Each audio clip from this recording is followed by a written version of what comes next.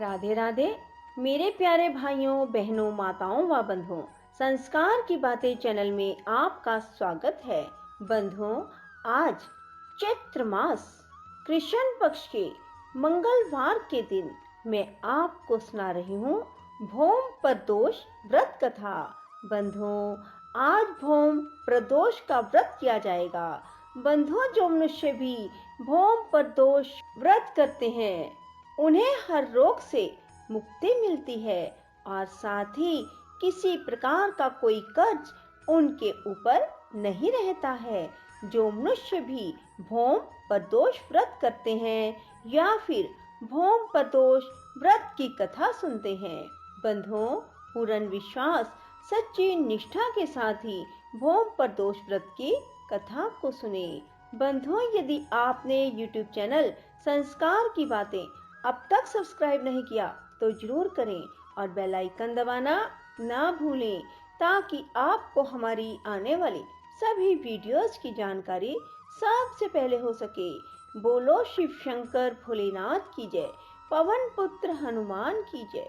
प्रदोष व्रत करने वाला मनुष्य सदा सुखी रहता है और यदि प्रदोष व्रत की कथा भी सुन ली जाए तो उस मनुष्य के संपूर्ण पापों का नाश हो जाता है।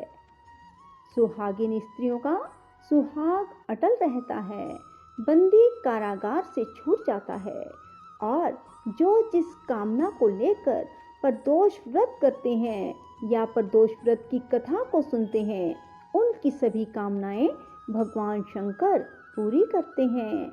बंधुओं, जो मनुष्य भी त्रयोदशी व्रत की कथा सुनते हैं अर्थात प्रदोष व्रत की कथा भी सुनते हैं तो उन्हें 100 गौ के दान के बराबर फल की प्राप्ति होती है।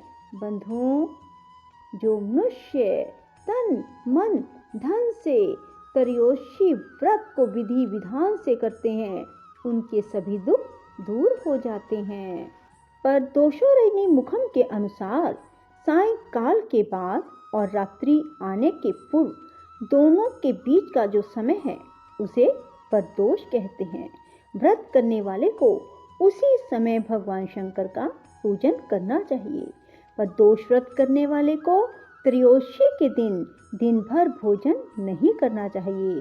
शाम के समय जब सूर्यास्त में 3 घड़ी का समय शेष रह जाए तब स्नान आदि कर्मों से निवृत्त होकर श्वेत वस्त्र धारण करके इसके बाद संध्या वंदन करने के बाद शिव जी का पूजन करें। पूजा के स्थान को स्वच्छ जल से धोकर मंडप बनाए। वहां 5 रंगों के पुष्पों से पद्म पुष्प की आकृति बनाकर कुशा का आसन बिछाएं। आसन पर पूर्व अभिमुख होकर बैठें। इसके बाद भगवान शंकर का ध्यान करें।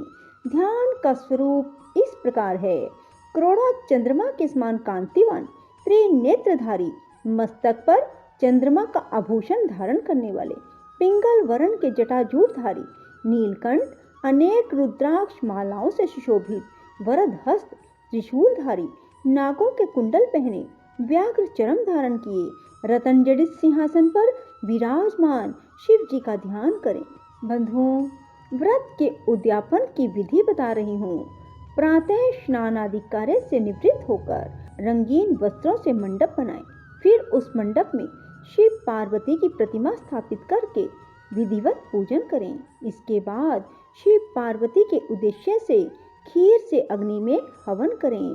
हवन करते समय ओम उमा सहित शिवाय नमः मंत्र से 108 बार आहुति दें। इस प्रकार ओम नमः शिवाय के उच्चारण के शंकर जी के निमित्त आहुति प्रदान करें।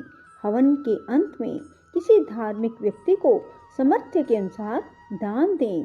ऐसा करने के बाद ब्राह्मण को भोजन दक्षिणा से संतुष्ट करें। व्रत पूर्ण हो ऐसा वाक्य ब्राह्मणों द्वारा कहलवाना चाहिए।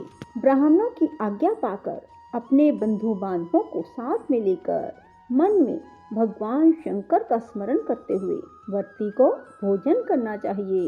इस प्रकार उद्यापन करने से व्रती पुत्र पौत्र आदि से युक्त होता है तथा आरोग्य लाभ करता है।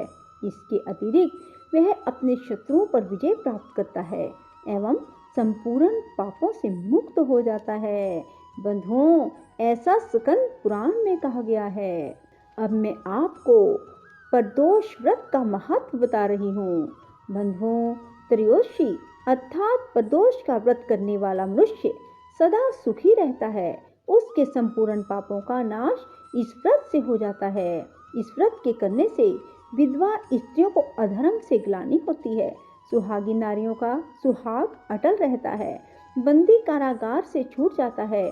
जो स्त्री पुरुष जिस कामना को लेकर व्रत करते हैं उनकी सभी मनोकामनाएं पूरी होती हैं। त्रयोदशी का व्रत करने वाले को 100 गौदान का फल प्राप्त होता है। इस व्रत को जो विधि विधान और तन मन धन से करता है उसके सभी दुख दूर हो जाते हैं। बोलो शिव शंकर भोलेनाथ की जय हो। मंगल प्रदोष व्रत। सूत जी बोले, अब मैं मंगल त्रयोदशी प्रदोष व्रत का विधि विधान कहता हूँ।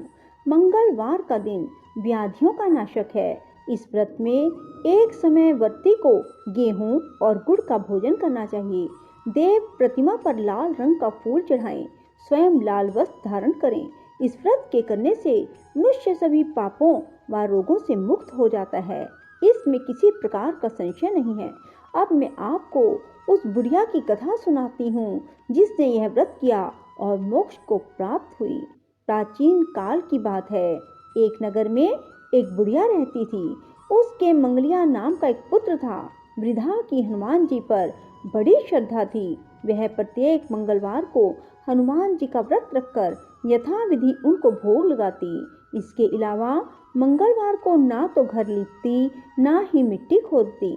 इसी प्रकार से व्रत रखते हुए जब उसे काफी दिन बीत गए तो हनुमान जी ने सोचा, चलो आज इस वृद्धा की श्रद्धा की परीक्षा करें।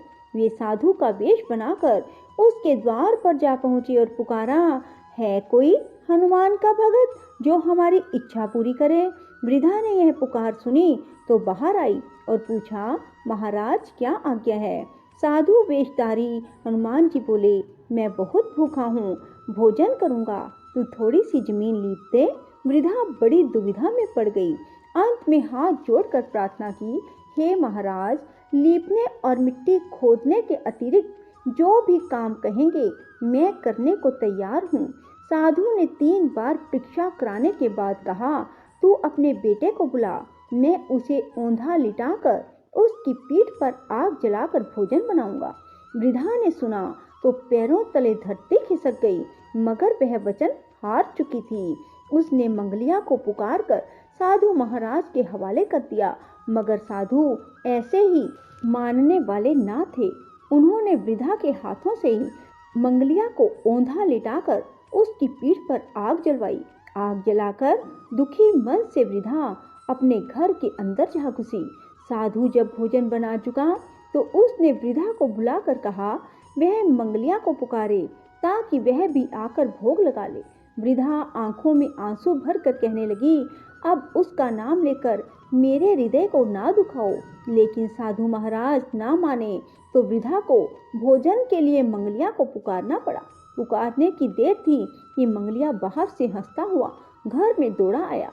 मंगलिया को जीता जागता देखकर वृद्धा को सुखद आश्चर्य हुआ। वह साधु महाराज के चरणों में गिर पड़ी। साधु महाराज ने उसे अपने असली रूप के दर्शन दिए। हनुमान जी को अपने आंगन में देखकर वृद्धा को लगा कि जीवन सफल हो गया। बोलो शिव शंकर भोलेनाथ की जय, श्री हनुमान जी की जय। राधे राधे, जय श्री कृष्णा।